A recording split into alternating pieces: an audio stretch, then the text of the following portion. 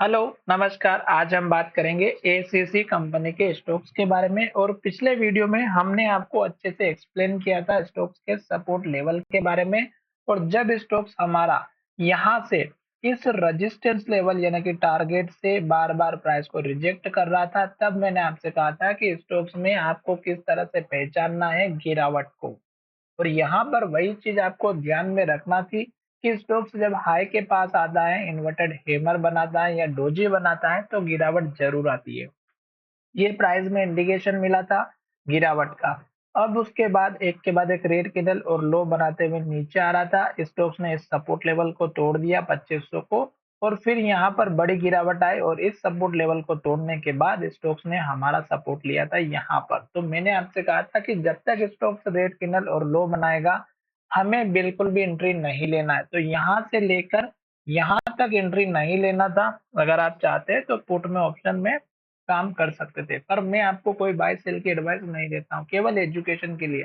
फिर जब स्टॉक्स में एक रेंज के अंदर ट्रेडिंग हो रही थी, इस कैंडल का हाई जो कि 2360 रुपए के आसपास का था और नीचे का लेवल जो था 2320 रुपए, तो यानी कि 2300 रुपए के आसपास का। जब स्टॉक्स ने इस रेंज को ब्रेकआउट किया था तो मैंने आपको टारगेट कहा था कि जब तक स्टॉक्स एक के बाद एक हाई और ग्रीन कैंडल बनाएगा, हमें वेट करना है। जब स्टॉक्स ऊपर की तरफ जा रहा था तो टारगेट मैंने आपको बहुत सारे बताए थे, जिसमें से पहला टारगेट इस कैंडल का लो था जो कि आपको अचीव भी हुआ था।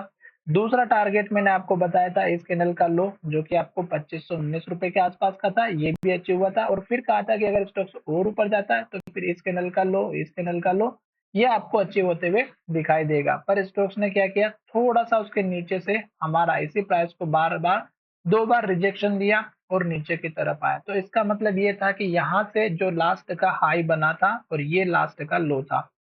अगर हाई ब्रेक होता तो ऊपर जाता, पर स्टोक्स ने लो को ब्रेक किया और नीचे की तरफ आया और एक के बाद एक रेड कैंडल और लो बनाते हुए यहाँ तक पहुंच चुका, जो कि हमारा पुराना वाला सपोर्ट लेवल है 2190 के आसपास का।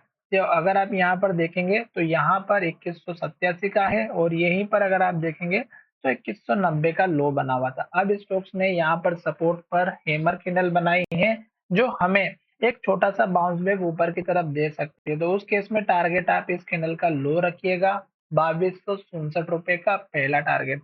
दूसरा इस कैंडल का लो जो कि 2286 रुपए का। और तीसरा और इम्पोर्टेंट टारगेट जो रखना है आपको 2320 रुपए से लेकर के 2330 रुपए का, ये टारगेट रखना है। इससे बड़ा टारगेट नहीं रखना है फिलहाल के लिए। क्यों? क्योंकि स्टॉक्स जो है डाउन ट्रेंड को चल रहा है शॉर्ट टाइम के हिसाब से, और स्टॉक्स में रिजेक्शन जो मिलता है वो स्ट्रॉन्ग रेजिस्टेंस लेवल से ही मिलता है। तो ये तीन लेवल रखना है। सपोर्ट लेवल की बात करते हैं तो इस स्टॉक्स का जो लो बना है 2187 का, ये टूटता है तो फिर आप देखिएगा इस कैंडल का लो 2100 रुपए का है। और दूसरा सपोर्ट लेवल है हमारा यहाँ पर जो लगभग बना हुआ है 2050 के आसपास का। तो ये दो सपोर्ट लेवल है। स्टॉक्स नीचे जा रहा है, जाने दीजिएगा, छोटा सा बाउंस बैक जरूर आएगा, तो आपको इसको ध्यान में रखना है। आशा करता हूँ कि वीडियो अच्छा लगा होगा। वीडियो अच्छा लगा है तो चैनल को सब्सक्राइब करिएगा। धन्यवाद। और अगर आप हमसे जुड़ना चाहते हैं तो कमेंट करके जरूर बताइएगा।